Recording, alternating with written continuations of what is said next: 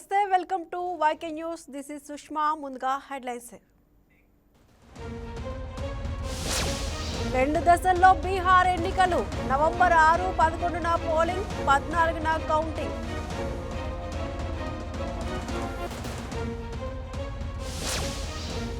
Real time governance పై CM Chandrababu సమీక్ష. పౌర సేవల్లో ప్రజల సంతృప్త స్థాయిపై దిశానిర్దేశం.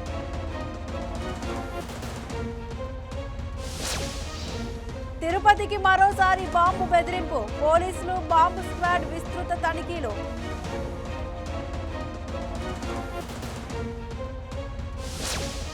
జిల్లాల పర్యటనలకు డిప్యూటీ సీఎం పవన్. పార్వతీపురం, మన్యం జిల్లా కురుపాంకు హై ప్రయారిటీ.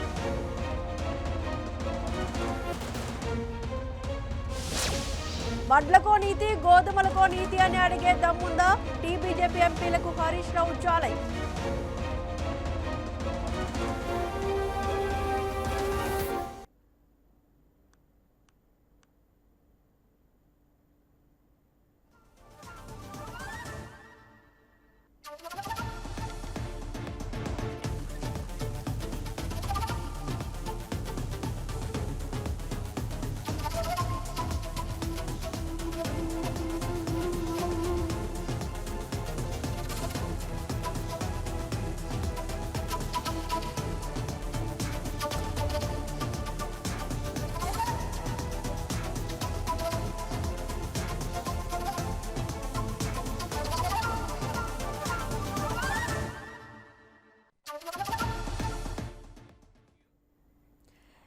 ఎస్సీకా ఉన్నత విద్య కోసం విదేశాలకు వెళ్లాలనుకుంటున్నారా?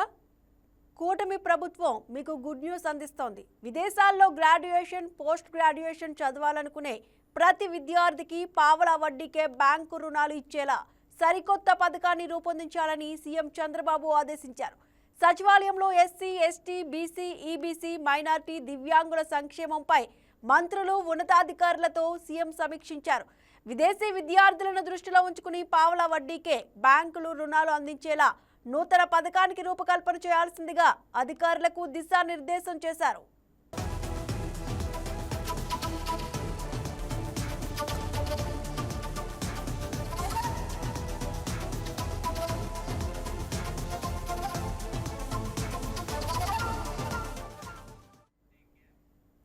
రాష్ట్ర ప్రభుత్వం నిర్వహించిన మెగా డిఎస్సి రిక్రూట్మెంట్ ప్రక్రియలో తమకు అన్యాయం జరిగిందని కొంతమంది డిఎస్సి అభ్యర్థులు కాకినాడ ప్రజా ఫిర్యాదుల పరిష్కారం వేదిక కార్యక్రమంలో కంప్లైంట్ చేశారు.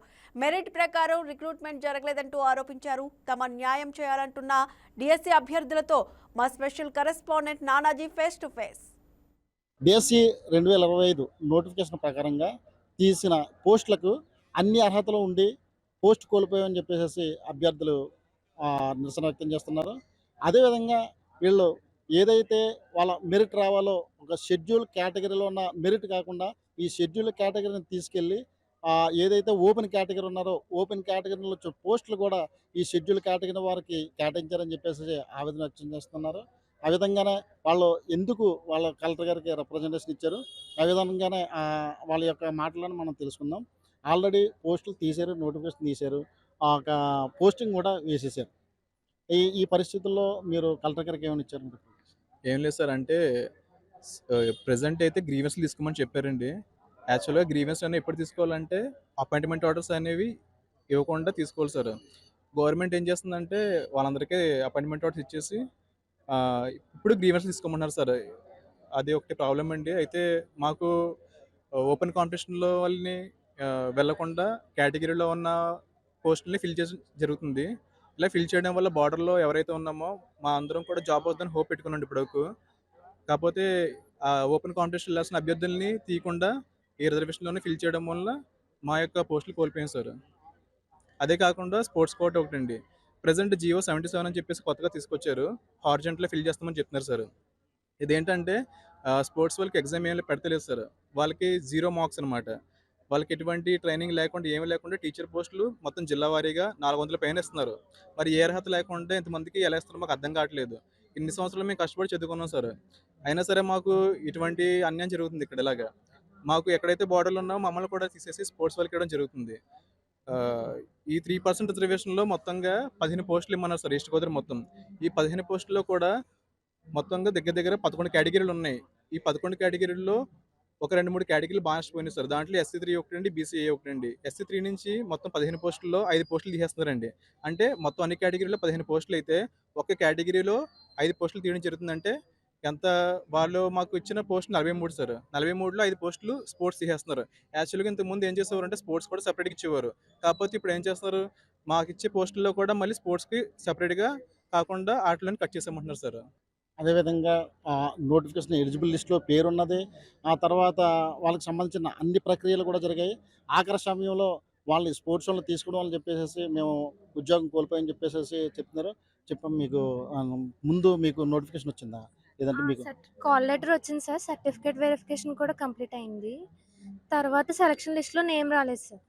అది అడగడానికి వెళ్తే స్పోర్ట్స్ వాళ్ళని ఫిల్ చేసాము. దానివల్ల మీకు ప్రాబ్లమ్ అయింది. బోర్డర్‌లో ఉన్న నా ముందాయన నాది ఎఫెక్ట్ అయింది సార్ పోస్ట్. మీ ఇద్దరికి రాలేదని చెప్పారు. సర్టిఫికేట్ వెరిఫికేషన్ చేసేటప్పుడు చెప్పారమ్మా ఈ విషయాలు? లేదు సార్. తర్వాత సెలక్షన్ లిస్ట్ వచ్చిన తర్వాత మేము గ్రీవెన్స్ కని అడగడానికి వెళ్తే అప్పుడు చెప్పారు సార్. యాక్చువల్‌గా సెలక్షన్ కూడా సార్ మేము పిలిచేది 1:1 అని చెప్పారు సార్. 1:1 అంటే ఏంటి? ఒక పోస్ట్‌కి ఒకళ్ళని పిలిచినట్టు. అంటే 527 పోస్టులు ఉన్నాయి సార్ ఈస్ట్ గోదావరి మొత్తం. 527 మందిని పిలుస్తా ఉన్నారు. అంటే ఒక పోస్ట్‌కి ఒకళ్ళని పిలిచినట్టు. కాకపోతే మరి ఈ అమ్మాయి ఉంది, ఈ అబ్బాయి ఉన్నాడు. ఇద్దరు కూడా పిలిచారు కాల్ లెటర్ వచ్చిందని చెప్పేసి. అంటే 1:1 ప్రకారం పిలిచారు కదా! మరి అలాంటిది వీళ్ళని తీసేసి మళ్ళీ స్పోర్ట్స్ కోటా ఎందుకు ఇచ్చారో అక్కడ అర్థం కావట్లేదు.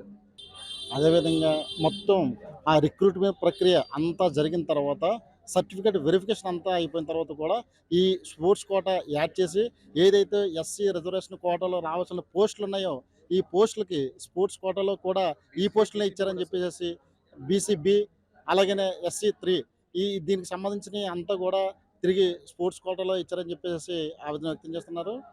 కెమెరామెన్ ఉదయ్ భాస్కర్తో నానాజీ, కాకినాడ.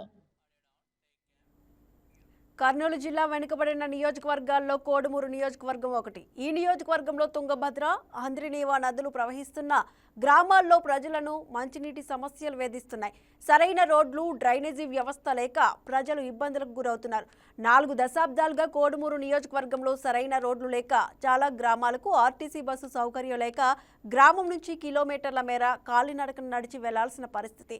నియోజకవర్గంలో నెలకొన్న సమస్యలు తెలుసుకున్న ఎమ్మెల్యే ఏడాదిలోపే వాటిని పరిష్కరించే దిశగా అడుగులు వేసి ప్రజల మన్ననలు పొందుతున్నారు. ఏడాది పాలన తర్వాత నియోజకవర్గం అభివృద్ధి ఎలా ఉంది, మున్ముందు ఇంకెలా ఉండబోతుంది అన్న అంశాలపై కోడుమూరు నియోజకవర్గం ఎమ్మెల్యే బొగ్గుల దస్తగిరితో మా special correspondent Muralikrishna face to face. Kurnool జిల్లా కోడుమూరు నియోజకవర్గం దాదాపు 4 దశాబ్దాల తర్వాత టీడీపీ జెండా ఎగరేశారు బొగ్గుల దస్తగిరి. ప్రస్తుతం మనతో పాటు కోడుమూరు నియోజకవర్గ ఎమ్మెల్యే బొగ్గుల దస్తగిరి ఉన్నారు. మరిన్ని విషయాలు అడిగి తెలుసుకునే ప్రయత్నం చేద్దాం. చెప్పండి, ముఖ్యంగా కోడుమూరు నియోజకవర్గం సంబంధించి 4 దశాబ్దాల తర్వాత టీడీపీ జెండా ఎగరవేశారు. నియోజకవర్గ అభివృద్ధి ఎలా ఉండబోతుంది? 1985లో కోడుమూరు నియోజకవర్గంలో ఒక్కసారి టీడీపీ గెలిచింది. ఆ తర్వాత 2024లో టీడీపీ జెండాను ఎగరవేయడం జరిగింది. దీనికి ముఖ్యంగా డి విష్ణువర్ధన్ రెడ్డి గారి సహకారంతో ఆయననే నాకు సీట్ ఇప్పించి గెలిపించడానికి కారణమైనటువంటి విష్ణువర్ధన్ రెడ్డి గారికి ప్రత్యేకంగా నా యొక్క ధన్యవాదాలు మరియు పాదాభివందనాలు తెలియదు. అలాగే మా కోడుమూరు నియోజకవర్గంలో ఇప్పటివరకైతే దాదాపు 20 కోట్లతో నిధులతో సీసీ రోడ్లు, డ్రైన్స్ చేస్తున్నాము. ఇంకా కోడుమూరు టౌన్లో అయితే నీటి ఎక్కట్లు ఎక్కువగా ఉంటాయి. అంటే తాగునీటికి వాటిని కూడా నిర్మూలించడానికి ఖచ్చితంగా మా శాయశక్తిగా నేను, విష్ణువర్ధన్ రెడ్డి గారు సీఎం గారికి చాలాసార్లు విన్నవించాము. దానిపై కూడా త్వరలోనే స్పందన వస్తుందని, అలాగే సీఎం గారు కూడా పాజిటివ్గానే ఉన్నారు. ఖచ్చితంగా చేద్దామని చెప్పారు. అదొక్కటికి సాకారమైనతో మా కోడుమూరు కాన్స్టిట్యున్సీలో మా యొక్క టౌన్లో కూడా చాలా తాగునీటికి ఇబ్బంది లేకుండా ఉంటుందని తెలియజేస్తున్నాను. అయితే ముఖ్యంగా ఇంతమంది పాలకులు కోడుమూరు నియోజకవర్గం నుంచి ఎన్నికై ఆ కోడుమూరులో ఇప్పటికీ కూడా తాగునీటి సమస్యపై దృష్టి సారించలేకపోయారు. ఒక పక్క తుంగభద్ర నది ప్రవహిస్తుంది, సుంకేశ్లో బ్యారేజ్ ఉంది. మరోపక్క కోడుమూరుకి దగ్గరలోనే గాజులదిన్న జలాశయం కూడా ఉంది. ఇప్పటికీ కూడా అక్కడ తాగునీటి సమస్య వేధిస్తుంది. దీనిపై మీరు అసెంబ్లీలో కూడా ప్రస్తావించగా ఎట్లా స్పందన వచ్చింది? స్పందన పర్వాలేదు, బాగానే రెస్పాన్స్ అవుతున్నారు. మన కాన్స్టిట్యున్సీకి చుట్టూ నీరు ఉంటుంది. ఒక సైడ్ అంద్రి ఉంటుంది, ఒక సైడ్ తుంగభద్ర నది, మధ్యలో కేసీ కెనాల్ కూడా వెళ్తుంది, అంటే కర్నూలు మండలంలో. కానీ తాగునీటికి మాత్రం ఇబ్బందికరంగా ఉంటుంది. వీటిని ఎలాగైనా కానీ తాగునీటికి ఇబ్బంది లేకుండా చేయాలని చెప్పేసి సీఎం గారిని చాలాసార్లు విన్నవించాము. నేను, విశ్వనాథ్ రెడ్డి గారు ఖచ్చితంగా చేస్తామని కూడా తెలియజేస్తున్నాను. ఇంకా నిధులు అయితే వస్తున్నాయి, బాగానే నిధులు రావడం జరుగుతుంది. అలాగే సీఎం రిలీఫ్ ఫండ్లు పెట్టిన వారికి చాలా వరకు వస్తున్నాయి. సో 70% దాకా జినేన్గా ఉన్న కేసులల్లో సీఎం రిలీఫ్ ఫండ్లు కూడా చేయడం, అలాగే మా కుటుంబ ప్రభుత్వం ఇంతరాన సీఎం రిలీఫ్ ఫండ్లు ఇవ్వడం అంటే అంత ఆషామాషి కాదు. కానీ ప్రత్యేకంగా ధన్యవాదాలు కూడా చంద్రబాబు నాయుడు గారికి. అలాగే మా యొక్క ప్రభుత్వంలో ప్రతిదీ ఇంప్లిమెంటేషన్ చేయడం జరుగుతుంది. మీరు చెప్పిన మేనిఫెస్టో స్త్రీ శక్తి అయితేనేమి, అలాగే తల్లికి వందనం అయితేనేమి, అన్నదాత సుఖీభవ. ఈరోజు వచ్చేసి ఆటో డ్రైవర్లకు కూడా డబ్బులు వేయడం జరుగుతుంది. అలాగే గ్యాస్ పథకం కూడా ఇంప్లిమెంటేషన్ జరుగుతుంది. ప్రతి ఒక్కటి ఏదన్నా కానీ చేయడం జరుగుతుంది. డిఎస్సిలో దాదాపు 6,403 పోస్టులను కూడా ఫిలప్ చేయడం జరిగింది. అంటే ఇంతరానా చేయడం అంటే అంత ఆషామాషి కాదు. అది మా యొక్క నారా చంద్రబాబు నాయుడు గారికి సాధ్యం. ఎందుకంటే నారా చంద్రబాబు నాయుడు గారు అనుభవం గల వ్యక్తి కాబట్టి, ఆయనకి గతం నుంచి అంటే ఒక 40 ఏళ్ళ నుంచి రాజకీయంలో ఉన్నాడు కాబట్టి, ఆయనకి ప్రతిదీ దేశ రాజకీయాలలో కూడా ఒక మెలుగురాయి అయినటువంటి వ్యక్తి. ఆయన ఒక సెలబ్రిటీ. అంటే ఈ రాష్ట్రాన్ని ఖచ్చితంగా మనం భారతదేశంలో అగ్రపథంలో నడిపించడానికి ఆయన శాశక్తులు కృషి చేస్తున్నాడు. ఆయన యొక్క మామూలుగా 2047 అనే ఈ యొక్క దాన్ని కూడా తీసుకొచ్చి పేదలు లేకుండా అందరిని ఈక్వల్గా చేసి, అంటే ప్రతి ఒక్కటి ఏదైనా కానీ ఒకసారి అనుకున్నాడంటే దాన్ని ఖచ్చితంగా ఇంప్లిమెంటేషన్ చేయాలని సెంట్రల్ గవర్నమెంట్ కూడా మంచి సపోర్ట్ ఇస్తుంది. కాబట్టి మాకు కూటమి ప్రభుత్వం అంటే మాకు నరేంద్ర మోడీ గారు, పవన్ కళ్యాణ్ గారు, మా చంద్రబాబు నాయుడు గారు అందరూ సమిష్టి నిర్ణయంతో ఈ యొక్క అడ్మినిస్ట్రేషన్ నడుస్తుంది. కాబట్టి మాకు బాగుందని చెప్పేసి ఈసారి 164 సీట్లు ఇవ్వడం అంటే అంత ఆచమాచి కాదు. 11 సీట్లుకి పరిమితమైన వైఎస్ జగన్మోహన్ అసెంబ్లీకి రావడానికి భయపడుతున్నాడు. ఎందుకంటే మాకు ప్రతిపక్ష హోదా ఇవ్వాలని. ప్రతిపక్ష హోదా ఇవ్వడానికి మేమేమన్నా మా చంద్రబాబు నాయుడు గారు కాదు ఇచ్చేది, అది ప్రజలు ఇస్తారు. మా చంద్రబాబు నాయుడు గారు ఇవ్వాలంటే ప్రతిపక్ష హోదా మార్కెట్ చైర్మన్ లేదంటే ఇంకేమైనా డైరెక్టర్ పోస్ట్ ఇవ్వాలంటే ఇప్పిస్తాడు. కానీ ప్రతిపక్ష హోదా ఇవ్వడానికి ఆయనకి రైట్ లేదు. అందుకు ప్రజలు నిర్ణయిస్తేనే ఆ యొక్క హోదా వస్తుంది తప్ప ఆయన కళ్ళబల్లి మాటలు చెప్పి ప్రజల్ని మభ్యపెడుతున్నాడు. అంతే తప్ప గతంలో 5 సంవత్సరాలు ఆయనకి అన్ని సీట్లు 151 సీట్లు ఇస్తే కూడా ఎక్కడ అభివృద్ధి లేదు, సంక్షేమం లేకుండా ఈ రాష్ట్రాన్ని భ్రష్టు పట్టించి బీహార్లా తయారు చేసి దౌర్జన్యాలు, దోపిడీలు, అత్యాచారాలు, ప్రతిదీ ఇలాంటి అరాచక పర్వంలోనే ఈ యొక్క రాష్ట్రం ముగిసిపోయింది. ఆ తర్వాత మళ్ళీ ఇప్పుడు వచ్చిన మా 2024 మా రాష్ట్ర ప్రభుత్వం ఎక్కడ చూసినా కానీ అంటే సంక్షేమం కానీ అభివృద్ధి కానీ అన్ని సమపాలలో నడిపిస్తున్నారని తెలియజేస్తున్నాను. చూస్తున్నారు కదా, ఇది 4 దశాబ్దాల తర్వాత కోడుమూరులో టీడీపీ జెండా ఎగరవేసి కోడుమూరులో ప్రధానంగా వేధిస్తున్నటువంటి నీటి సమస్యను ఖచ్చితంగా తీరుస్తామని చెప్పి కూడా ఎమ్మెల్యే హామీ ఇస్తున్నటువంటి వీడియో జర్నలిస్ట్ లోకేష్తో మురళీకృష్ణ, వైకే టీవీ, కర్నూలు. విజయవాడ హైదరాబాద్ జాతీయ రహదారిపై వరుసగా రెండో రోజు భారీగా ట్రాఫిక్ జామ్ ఏర్పడింది. నల్గొండ జిల్లా చిట్యాల నుంచి పెదకాపర్తి వరకు సుమారు 4 కిలోమీటర్ల మేర రాకపోకలు స్తంభించిపోయాయి.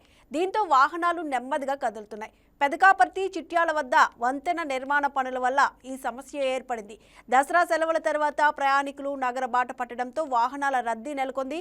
మరోవైపు పంతంగి టోల్ ప్లాజాతో పాటు చౌటుప్పల్, దండు మాల్కాపురం వద్ద వాహనాలు నెమ్మదిగా కదులుతున్నాయి. ఇక పోలీసులు వాహనాల రద్దీని క్రమబద్ధీకరించే ప్రయత్నం చేస్తున్నారు. హైదరాబాద్లోని ఎల్బీ నగర్, చింతలకుంట నుంచి కొత్తపేట వరకు భారీగా ట్రాఫిక్ జామ్ ఏర్పడింది. చింతలకుంట పై వంతెనపై ట్రావెల్స్ బస్సులు నిలిచిపోయాయి. ట్రాఫిక్ జామ్ కారణంగా తీవ్ర ఇబ్బందులు ఎదురవుతున్నాయి.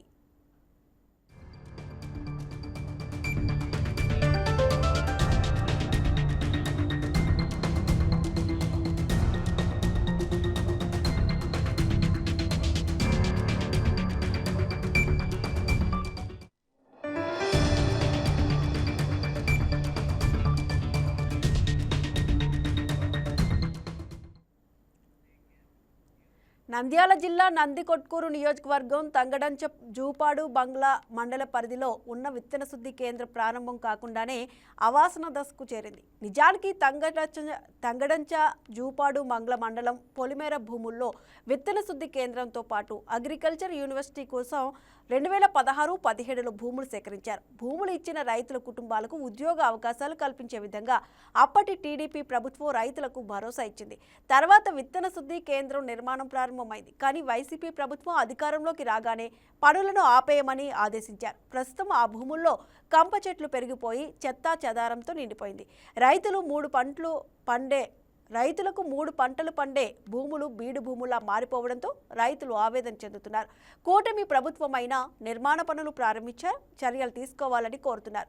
నందికొట్కూరు ప్రాంతంలో అసంపూర్తిగా మిగిలిన విత్తన శుద్ధి కర్మాగారం గురించి మరింత సమాచారం మా స్పెషల్ కరెస్పాండెంట్ ఎం హరినాయుడు అందిస్తారు.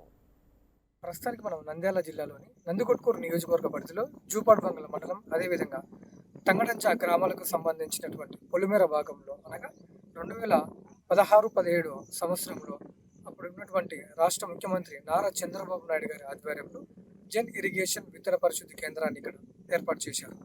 జన్ ఇరిగేషన్ విత్తన పరిశుద్ధి కేంద్రంతో పాటు అగ్రికల్చర్ యూనివర్సిటీని కూడా ఈ ప్రాంతంలో ఏర్పాటు చేయాలని చెప్పేసి అప్పటి ముఖ్యమంత్రి నారా చంద్రబాబు నాయుడు ప్రతిపాదనలో భాగంగా ఈ చుట్టుపక్కల అనగా భాస్కాపురం, గణపురం, జూపాడుబంగ్లా, తంగడంచ ఇలాంటి వివిధ గ్రామాలకు సంబంధించినటువంటి పొలాలన్నిటిని కూడా ఈ విత్తన పరిశుద్ధి కేంద్రానికి అదేవిధంగా అగ్రికల్చర్ యూనివర్సిటీకి కేటాయించడం జరిగింది.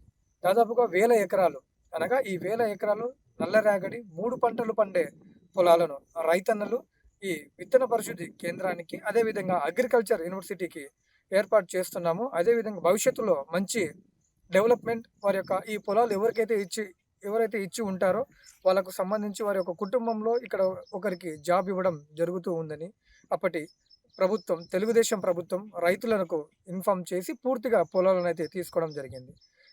2016-17 మధ్యలో ఈ విత్తన పరిశుద్ధి కేంద్రాన్ని అయితే ఇక్కడ స్థాపించారు. కానీ అదేవిధంగా కొద్దిపాటిగా పనులు జరుగుతూ ఉండేటివి.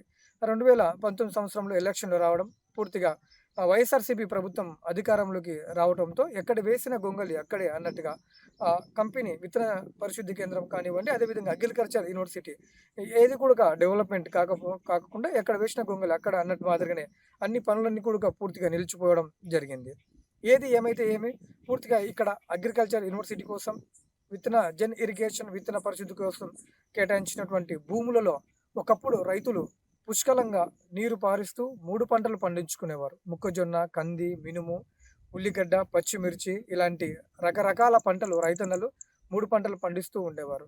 ఏదేమైనప్పటికీ ఈ జన్ ఇరిగేషన్ విత్తన పరిశుద్ధి కేంద్రానికి అదేవిధంగా అగ్రికల్చర్ యూనివర్సిటీ ప్రతిపాదనలో భాగంగా రైతుల దగ్గర నుంచి ఒక్కసారిగా ఈ పొలాలను తీసుకున్నప్పటి నుంచి ఏది పూర్తిగా డెవలప్మెంట్ కాకపోవడంతో పూర్తిగా ఈ ప్రాంతం అంతా కంప చెట్లు వీటన్నిటితోటి పెరిగిపోవడం, అంటే 3 పంటలు పండే పొలం ఒక్కసారిగా ఏ దానికి పనికి రాకుండా పూర్తిగా కంప చెట్లతో నిండిపోయింది. అదేవిధంగా ప్రభుత్వం నుంచి ఏ విధమైనటువంటి ప్రతిపాదనలు వచ్చినా, ప్రభుత్వం నుంచి అన్ని విధాలైనటువంటి సహాయ సహకారాలు అందిస్తామని చెప్పినా కూడా 40% అయితే ఇలాంటివి కేంద్రాలు కానివ్వండి, అదేవిధంగా కంపెనీలు కానివ్వండి 30% వరకు జరిగినవి వాటిని అక్కడే హోల్లో పెట్టండి అని వైఎస్ఆర్సీపీ ప్రభుత్వంలో ఒక జీవో ప్రతిపాదన చేశారని చెప్పేసి చాలామంది అదేవిధంగా తెలియజేస్తూ ఉండేది. కాబట్టి ఈ వైఎస్ఆర్సీపీ ప్రభుత్వంలో పూర్తిగా ఏది డెవలప్మెంట్ కాలేదు. కొద్దిమేర పాటుకు మాత్రమే ఈ ప్రాంతంలో ప్రాంతమే ఎక్కడో ఒక చోట ఒక కంపెనీ మాదిరిగా నామమాస్తిగా రైతుల దగ్గర నుంచి మనం తీసుకున్నాము. వాళ్ళ నుంచి తిరుగుబాటు వస్తుంది కాబట్టి వాళ్ళ నుంచి తిరుగుబాటు రాకుండా పూర్తిగా ఏదో ఒక చోట ఒక కంపెనీ మాదిరిగా ఒక షెడ్ మాదిరిగా వేసి ఏదో కాలాన్ని గడిపారు. కూటమి ప్రభుత్వం అధికారంలోకి వచ్చిన తర్వాత ఏది ఏమైనప్పటికీ పనులు అయితే ఇప్పుడు ప్రస్తుతానికైతే కొనసాగుతూ ఉన్నాయి. పూర్తిగా ఇక్కడ అగ్రికల్చర్ యూనివర్సిటీ వచ్చినట్లయితే ఈ చుట్టుపక్కల ప్రాంతాలు పూర్తిగా డెవలప్మెంట్, రాయలసీమను రాలసీమగా కాకుండా రత్నాలసీమగా మారుస్తారని మన రాష్ట్ర ముఖ్యమంత్రి చంద్రబాబు నాయుడు గారు, అదేవిధంగా రాయలసీమ ప్రాంతం నుంచి అదేవిధంగా రాయలసీమ ప్రాంతాన్ని డెవలప్మెంట్ ఏరియా పూర్తిగా చేయాలని చెప్పేసి పవన్ కళ్యాణ్, అదేవిధంగా మన నారా లోకేష్ గారు కూడా ఐటీ పరిశ్రమలు కానివ్వండి ఇలాంటి వివిధ రకాలకు సంబంధించిన వాటిని ఈ ప్రాంతంలో రాయలసీమ ప్రాంతంలో డెవలప్ చేస్తూ అన్ని విధాలుగా ముందుకు తీసుకొని పోవాలని ఒక ప్రతిపాదనతో ఎక్కడైతే రాయలసీమ ప్రాంతంలో కొద్ది మేరకు వరకు పూర్తిగా పనులు జరిగి పనులు మాత్రం నిలబడిపోయినటువంటి కంపెనీలు కానివ్వండి, ఇలా ఏదైనా సరే పెద్ద సంస్థలు కానివ్వండి వాటన్నిటిని కూడా పూర్తిగా త్వరగా మనం పూర్తి చేయాలి. ఏదైతే 2016-15 సంవత్సరంలో మనం రైతులకు ఏ విధంగా మాట ఇచ్చామో ఆ మాటను నిలబెట్టుకునే విధంగా ఇక్కడ ఒక జన్ ఇరిగేషన్ విత్తన పరిశుద్ధి కేంద్రాన్ని ఏర్పాటు చేసి అదేవిధంగా వాటికి సంబంధించినటువంటి అగ్రికల్చర్ యూనివర్సిటీని ఏర్పాటు చేసినట్లయితే కూడా ఇతర రాష్ట్రాల నుంచి ఇతర జిల్లాల నుంచి కూడా అనేక మంది విద్యార్థులు అగ్రికల్చర్ చేరడానికి, అదేవిధంగా అగ్రికల్చర్కి సంబంధించినటువంటి డిపార్ట్మెంట్లు రన్ చేయడానికి పూర్తిగా సహాయ సహకారాలు అదేవిధంగా డెవలప్మెంట్లో భాగంగా కూడా ఇక్కడ పూర్తిగా ఉంటుందని చెప్పేసి ప్రభుత్వం అయితే ఇప్పటికే నిర్ణయం తీసుకుని పూర్తిగా వీటన్నిటిని కొద్ది మేర పాటు ప్రతిపాదన వర్క్లో ముందుకు సాగడం జరుగుతూ ఉంది. ఇదైతే పూర్తిగా కంప్లీట్ అయ్యే జెన్ ఇరిగేషన్ విత్తన పరిశుద్ధి కేంద్రం కానివ్వండి, అగ్రికల్చర్ యూనివర్సిటీ పూర్తి అయినట్లయితే ఈ చుట్టుపక్కల ప్రాంతాల్లో నిరుద్యోగిత అనే వాళ్ళు కూడా చాలా తక్కువగా ఉంటారు. ప్రతి ఒక్కరికి ఇక్కడ ఉద్యోగ అవకాశాలు, అదేవిధంగా పరిశ్రమలు కానివ్వండి, అదేవిధంగా డెవలప్మెంట్లో ఒక వ్యాపారం పరంగా కానివ్వండి, అదే విద్యార్థులు దూర ప్రాంతాల నుంచి వచ్చినటువంటి వారికి హాస్టల్ వసతి, భోజనం వసతి, హోటల్ ఇలాంటి ప్రతిదీ ఇక్కడ డెవలప్మెంట్ అయ్యే విధంగా ఉంటుంది. కాబట్టి రాయలసీమ రత్నాలసీమగానే మారుతుంది. అదేవిధంగా నిరుద్యోగులుగా ఉన్న వారందరికీ కూడా ఒక ఉద్యోగ అవకాశం కల్పించే విధంగా, ఉద్యోగాలు ఇక్కడ వచ్చే విధంగా కూడా చాలా అయితే ఉంటాయి. కాబట్టి దీన్ని ఏది ఏమైనా కూటమి ప్రభుత్వమే వీటిని పూర్తి చేయాలని కూడా చాలా మంది రైతులు కానివ్వండి, ఇక్కడ ఈ జెన్ ఇరిగేషన్ విత్తన పరిశుద్ధి కేంద్రానికి భూమి కేటాయించడం, అదేవిధంగా అగ్రికల్చర్కి యూనివర్సిటీ కోసం ప్రతిపాదనలు ఉన్నటువంటి భూమి ఎవరైతే రైతులు కేటాయించారో వాళ్ళందరూ కూడా ఒకటే వారి యొక్క కోరిక, ఇది పూర్తిగా మేము ఇచ్చిన పొలాలకు న్యాయం జరగాలంటే ఇక్కడ ఆ కంపెనీ, అదేవిధంగా అగ్రికల్చర్ యూనివర్సిటీ వచ్చినట్లయితే మాకు న్యాయం జరుగుతుందని చెప్పేసి చాలాసార్లు వారి యొక్క బాధను వైఎస్ఆర్సీపీ ప్రభుత్వంలో ఉన్నప్పుడు ఎమ్మెల్యే దగ్గరికి, ఎంపీ దగ్గరికి, అదేవిధంగా సీఎం పర్యటనలో భాగంగా వాళ్ళ దృష్టికి తీసుకుపోయినప్పుడు ఎవరు పట్టించుకోలేదు.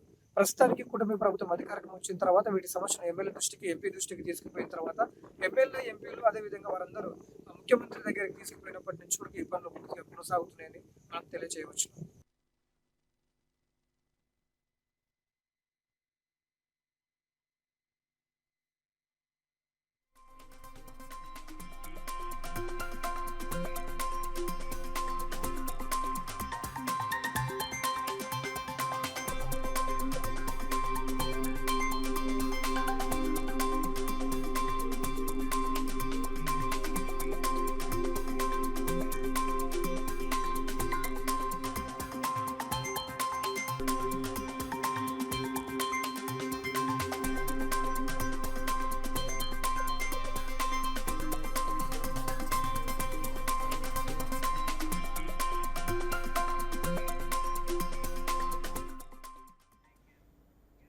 పరమేశ్వరుని పాదాల చెంత సేవ చేయడం అంటే మహాభాగ్యమేనని రాష్ట్ర public accounts committee chairman MLA Pulaparthi Ramanjaneyulu అన్నారు.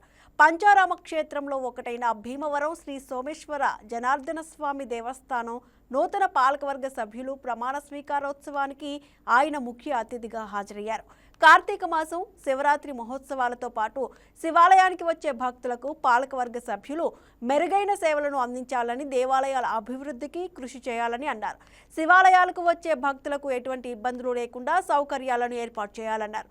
ఆలయ చైర్మన్ చింతలపాటి బంగారాజు మాట్లాడుతూ, మాపై ఉంచిన నమ్మకాన్ని నిలబెట్టుకుంటూ భక్తులకు మెరుగైన సౌకర్యాలను అందిస్తామన్నారు.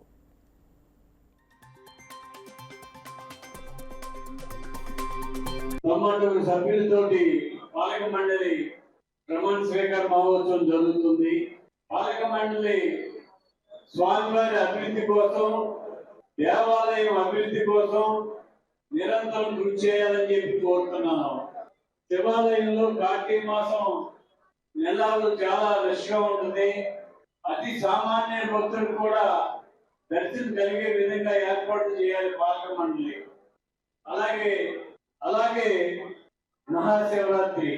మహాశివరాత్రికి చాలా విశేషమైన జనం వస్తారు.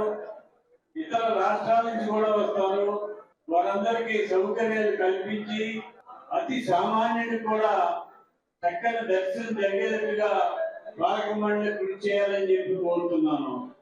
పాలక మండలి ఆధ్వర్యంలో దేవాలయాన్ని ఎంతో అభివృద్ధి చేయాలని ఇంకా ఎన్నో కార్యక్రమాలు ఉన్నాయి. ఉత్తర వైపున స్థలం దేవాలయానికి సంకల్పం చేయడానికి కృషి చేయాలని, ఇంకా అభివృద్ధి చేయాలని చెప్పి కోరుతూ ఈ రోజు ఈ కార్యక్రమానికి ఇచ్చేసిన మీ అందరికీ పేరు పేరున నా హృదయపూర్వక ధన్యవాదాలు తెలియజేస్తూ సెలవు తీసుకుంటాను.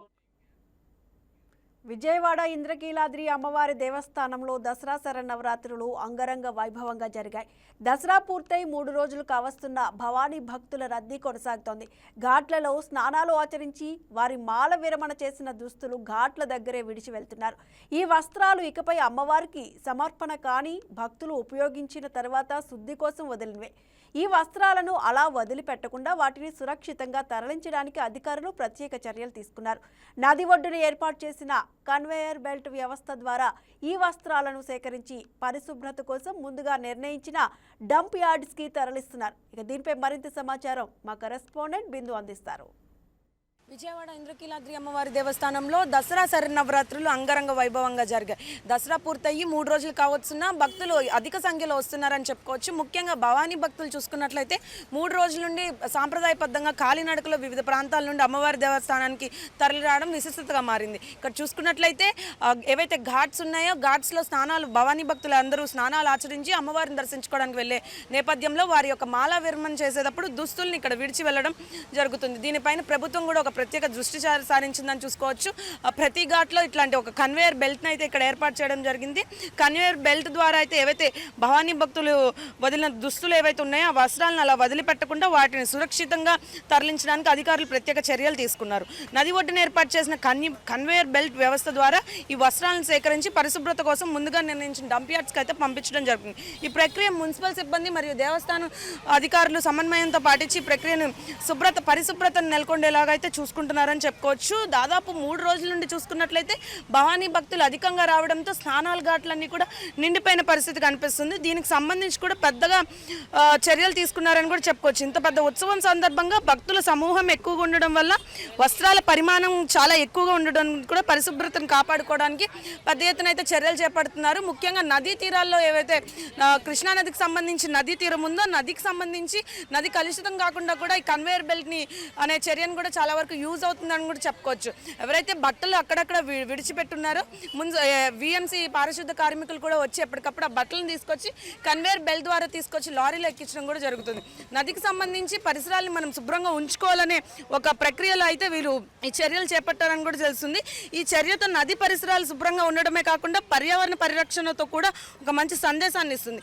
భవానీలు తమ భక్తి భావనతో వదిలిన వస్త్రాలు ఇప్పుడు శాస్త్రీయ పద్ధతిలో శుద్ధి నిర్వహణ జరుగుతున్న కూడా ఒక అభినందనీయమైన విషయం కూడా అని చెప్పుకోవచ్చు. కన్వేయర్ బెల్ట్స్ ఏవైతే ఉన్నాయో అది ప్రతిసారి చూసుకున్నట్లయితే ఆ భవానీ బట్టలు ఎవరైతే విడిచిన బట్టలు ఏమవుతుంటే అవి కృష్ణానదిలో కలిసిపోయి అట్లా ఒక పొల్యూషన్ కంటూ ఒక దారి తీస్తుంది. కానీ ఈ సంవత్సరం ఒక వినూత్నంగా ఆలోచించి కన్వేయర్ బెల్ట్ అనేది ఏర్పాటు చేశారు.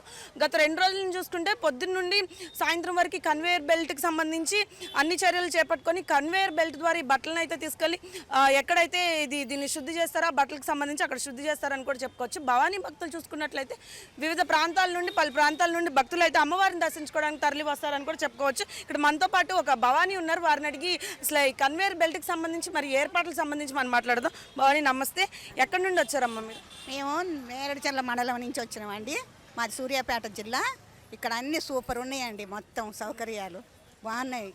మా దేవత కూడా మహిమ కళ్ళ దేవత.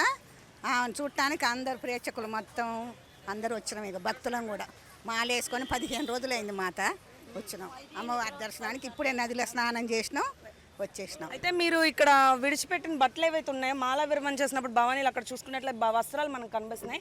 ఆ వస్త్రాలని కన్వేయర్ బెల్ట్ ద్వారా తీసుకెళ్ళి మళ్ళీ వేరే చోట పెడతారు. అంటే ఇక్కడ భక్తులకి ఇబ్బంది లేకుండా దీని మీద ఏమంటారు? అవును, మంచిదేగా మాత, మంచిదే. అట్లా పెడితే అట్లా క్లీన్ చేసి శుభ్రం చేయబట్టే భక్తులు బాగా రాగలుగుతుండ్రు. భక్తులకి ఏ ఇబ్బంది ఏం లేదు, మంచిగా ఉన్నది. అమ్మవారి దర్శనానికి వెళ్తున్నాం. మేము ఫ్యామిలీతో వచ్చినామండి. ప్రతి సంవత్సరం వస్తారా అమ్మవారి గుడికి? ప్రతి సంవత్సరం మాల మీరు వేసుకుంటారు? ఈ సంవత్సరం ఫస్ట్ 11 అవతారాలు వచ్చినాయి ఈసారి అమ్మవారు. అందుకని మేము అమ్మవారి మీద భక్తి శ్రద్ధలతోటి మాల వేసుకున్నాం. వేసుకొని ఏర్పాట్ల విషయానికి ఎలా ఉంది? ప్రభుత్వం ఎలా చేపడుతుంది? బాగుందండి, చాలా బాగుంది ప్రభుత్వం. ఆ ప్రభుత్వానికి ఏర్పాట్ల విషయానికి వస్తే ప్రభుత్వం ఎలాంటి చర్యలు తీసుకుంటుంది? ఎలా ఉంది? మంచి చర్యలు తీసుకుని అందరికి సౌకర్యం కలిగించింది ప్రభుత్వం. మంచిగా అందరికీ సౌకర్యాలు కలిగేబట్టి అందరు రాగలుగుతారు. భక్తులకి ఏ ఇబ్బంది ఏం లేదు. లైన్లు మంచిగా ఉన్నాయి, దర్శనం మంచిగా ఉన్నది. ఇరుముళ్ళ కాడనైనా యాడనైనా ఇబ్బంది లేదు, మంచిగా జరుగుతుంది. చూసారు కదా, భక్తులకి ఎటువంటి అసౌకర్యం అస్వస్థత గురి కాకుండా క్యూ లైన్లు ఏర్పాటు చేయడమే కాకుండా ఇటువంటి పారిశుద్ధ్యానికి సంబంధించిన కన్వేయర్ బెల్ట్ని కూడా ఏర్పాటు చేయడం అనేది కూటమి ప్రభుత్వం తీసుకున్న ఒక అభినందనీయ చర్య అని కూడా మనం చెప్పుకోవచ్చు. ఇట్లాంటివి మరికొన్ని ఫ్యూచర్లో కూడా వస్తాయని కూడా భక్తులు ఆశిస్తున్నారు. ఎందుకంటే ప్రోత్సహిస్తారు కూడా ఇట్లాంటి పద్ధతులు ఏవైతే నగరంలో తీసుకోవడం వల్ల. దసరా అనగానే ఇది చాలా పెద్ద పండుగ. ఈ పండుగకి దాదాపు 19 లక్షల మంది తరలి వచ్చారంటేనే మనకు తెలుసుకోవచ్చు ఎంత వైభవంగా అయితే ఏర్పాట్లు జరిగాయో. ఎటువంటి తొక్కిస్లాట్లు అవాంఛనీయ ఘటనలు కూడా ఈ సంవత్సరం చోటు చేసుకోలేదని కూడా మనకు కనిపిస్తుంది. ఇక్కడ చూసుకున్నట్లయితే కన్వేయర్ బెల్ట్కి సంబంధించి కూడా చాలా చక్కగా అయితే ఏర్పాటు చేశారని కూడా చెప్పుకోవచ్చు. వీడియో జర్నలిస్ట్ మౌలితో బిందు, విజయవాడ, వైకే న్యూస్, ఇంద్రకీలాద్రి నుంచి.